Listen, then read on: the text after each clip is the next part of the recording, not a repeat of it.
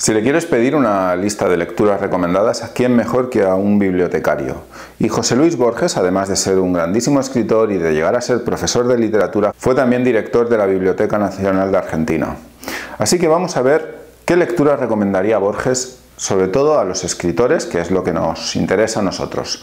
Vamos con el vídeo de hoy. Borges decía de sí mismo que no era un gran escritor, pero sí un gran lector. Y quizás alguno ahora mismo esté pensando de, bueno, pues si Borges era mal escritor, yo quiero ser mal escritor como él. Sin embargo, algo muy importante para un escritor es la lectura. Y ya lo hemos dicho muchas veces en este canal, pero por si acaso. O sea, lo primero, un escritor es tener una biblioteca. Si no, no sé qué diablos haces escribiendo. Un escritor tiene que tener una biblioteca donde estén ahí los clásicos. Sin embargo, a esta formación reglada le puso otra muy importante de la que ya hemos hablado en este canal, la biblioteca. Que quiera ser escritor el día de mañana, que le guste escribir, ¿qué consejos les darías? Le daría que lea mucho, que lea lo que le gusta. La lectura vemos que era muy importante, así que hay algún autor que ha dicho que a Borges le pediría una lista de libros para leer. Y afortunadamente podremos hacernos una idea de cuál sería la biblioteca que sugeriría Borges. Sin embargo, vamos a hacer aquí un matiz. Y para explicar el matiz voy a explicar una anécdota que le pasó a un amigo que es guía turístico, que cuando unos turistas le preguntaron por un tablado flamenco al que ir en Barcelona, le dio varias opciones de los que había, y los turistas insistieron que querían ir al tablado flamenco al que iba mi amigo. Y en ese momento mi amigo, siendo muy honesto, le dijo que la mayoría de tablados flamencos que había en Barcelona eran pensados para turistas, no para locales. ¿Qué tiene que ver esta anécdota con Borges? Porque una cosa es los libros que Borges recomendaría como biblioteca personal y otra muy diferente, su propia biblioteca personal. Y en este vídeo vamos a ver las dos partes. Para hacernos una idea de la biblioteca que Borges recomendaría a cualquier lector o escritor, nos podemos hacer una idea por las dos colecciones que él mismo coordinó entre 1983 y 1987 para dos editoriales diferentes. La Biblioteca de Babel y Biblioteca Personal, una para la editorial Siruela, otra para la editorial Hispanoamérica. Y bueno, no vamos a entrar en título a título en este vídeo. A quien le interese voy a dejar en la descripción del vídeo las dos listas de libros con sus correspondientes enlaces. Pero al margen de todo esto, vamos a ver cuál era el principio rector que Borges recomendaba para la creación de una biblioteca, que al final no es otra cosa que la colección de libros que vamos acumulando a lo largo de nuestra vida. Y en segundo lugar, veremos cómo el propio Borges aplicó este principio rector a su propia biblioteca y por lo tanto, qué lecciones sacamos los escritores. Así que, sin más dilación, vamos con el primer vídeo, en el que el propio Borges nos va a explicar cómo elegir los libros para nuestra biblioteca o cómo elegir los libros para leer. Vamos con el vídeo de Borges. Yo le aconsejaría lo que mi padre me dijo, que leyeran mucho ante todo. Sobre todo que vieran en la lectura no una obligación sino un goce.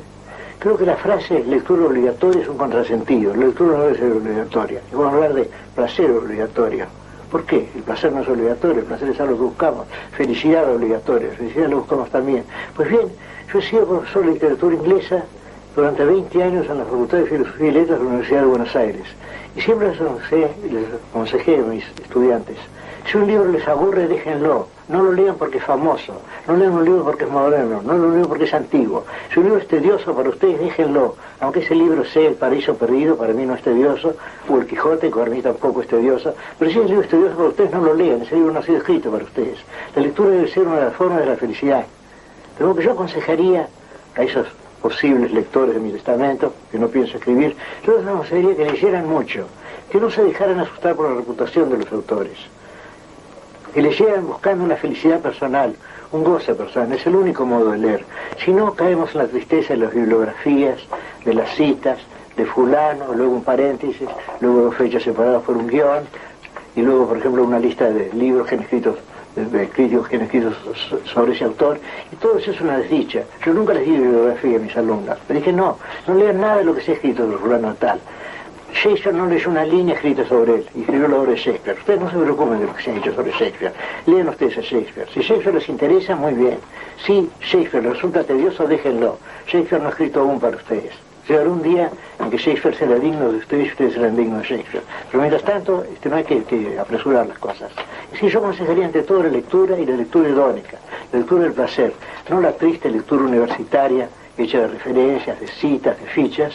Yo he tomado examen durante 20 años en la Facultad de Filosofía y Letras y tengo un orgullo, uno de los pocos de mi vida. No hice jamás una pregunta. Yo les decía a mis estudiantes, háblenos, por ejemplo, del doctor Samuel Johnson, háblenos de la poesía anglosajona, háblenos de Shakespeare, háblenos de Oscar Wilde, háblenos de Shaw, y hablen, que digan lo que piensen. Yo prometo no interrumpirlos, prometo no preguntarles una sola fecha, porque yo mismo no la sé, se descubriría mi ignorancia. Pero que ustedes hablen, si es que el tema les interesa, y hicieron excelentes exámenes así. Que hay profesores muy torpes que hacen preguntas, porque no saben tomar examen.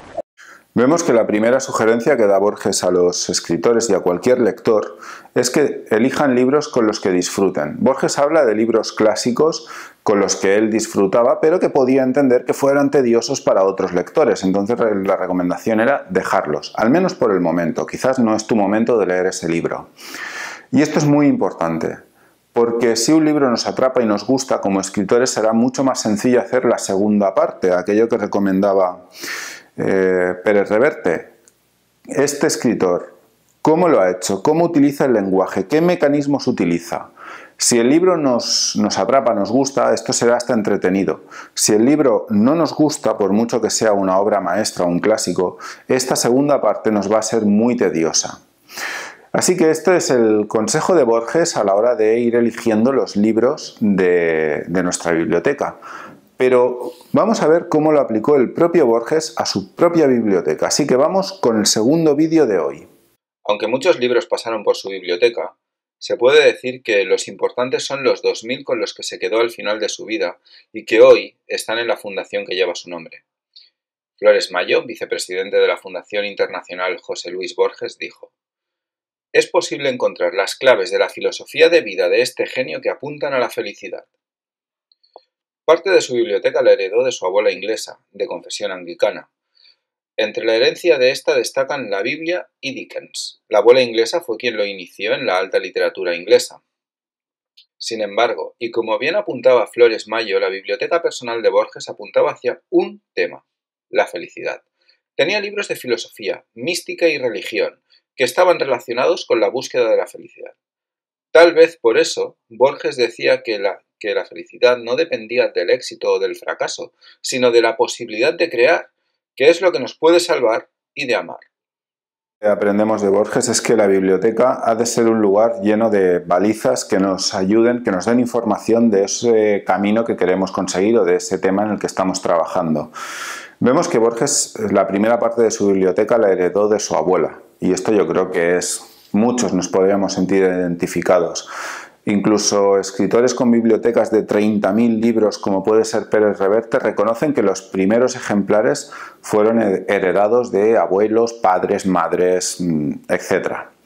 Sin embargo, al final Borges fue confeccionando una biblioteca en base a los temas que a él le interesaban. Y esta es la primera lección. Ese tema que nos interesa, que nos llama la atención, que queremos saber más, pues la biblioteca tiene que ser un lugar lleno de balizas, de libros que nos aporten visiones y diferentes perspectivas de ese tema. Y vamos con la segunda de las lecciones que sacamos de Borges. Muy relacionado con lo que hemos visto antes, vemos que Borges recomendaba ante todo disfrutar de la lectura, coger libros con los que disfrutásemos, y las colecciones que él hizo estaban pensadas para eso, para disfrutar de la lectura.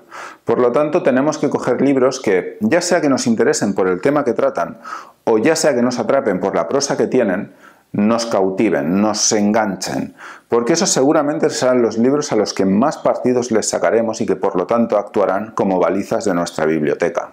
Borges. Y es